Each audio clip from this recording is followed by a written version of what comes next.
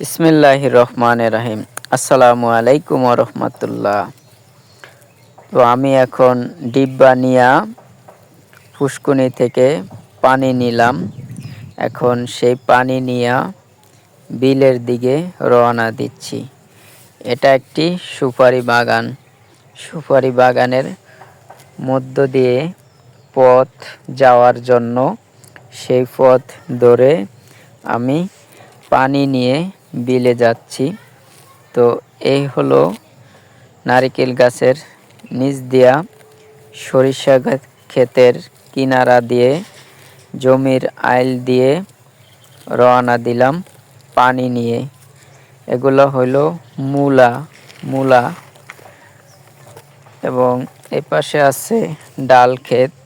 এই ডাল ক্ষেতের কিনারায় জমির আইল, সেই আইল দেয়া এই যে পানি ডিব্বায় করে নিয়ে রওনা দিচ্ছি আমাদের বেগুন ক্ষেতে। আজকে আমি বেগুন ক্ষেতে পানি দেব। তো এখন আমি আমার বেগুন ক্ষেতের কিনারায় চলে আসলাম। এই তো বাটি দিয়ে আস্তে আস্তে প্রত্যেকটা গাছের গোড়ায় প্রতিদিন এভাবে পানি দেই, যাতে করে বেগুন গাছগুলো আস্তে আস্তে বড় হয় এবং সুন্দর বেগুন ধরে। এই যে সুন্দর বেগুন ধরতেছে, মাশাআল্লাহ। তো এইভাবে প্রতিদিন পানি দিলে গাছগুলো সতেজ থাকে এবং তরতাজা থাকে। গাছগুলো ফুটা হয় না বা মরে যাওয়ার কোনো আশঙ্কা নেই। এই জন্য এই যে সুন্দর বেগুন গাছ আস্তে আস্তে বড় হচ্ছে এবং বেগুনও ধরতেছে। তো এই ক্ষেতটা যখন আমি গাছগুলো লাগাইছি তখন একবারই ড্যাপ সার ব্যবহার করছিলাম।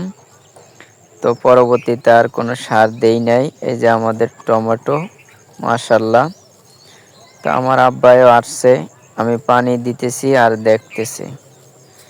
তা আসলে এইভাবে পরিশ্রম করলে সে পরিশ্রমের ফসল অবশ্যই আল্লাহ পাক রব্বুল আলামিন দেয়। এটা আমার ভাগিনীও আছে এবং আমি আস্তে আস্তে বাটি দিয়ে পানি দিচ্ছি। এইভাবে প্রতিদিন পানি দিলে গাছগুলো ভালো থাকে এবং আস্তে আস্তে বড় হতে পারে। তাই অবশ্যই প্রতিনিয়ত যে কোনো কাজ নিয়ত করলে সেই কাজ সফল হয়। তো ভিডিওটি কেমন লাগছে অবশ্যই জানাবেন। এটা আমার একটি ভাইস্তার ঘর, সে এখন কাজ করতেছে। তো এই তো ভাইস্তার বাবা, আলহামদুলিল্লাহ।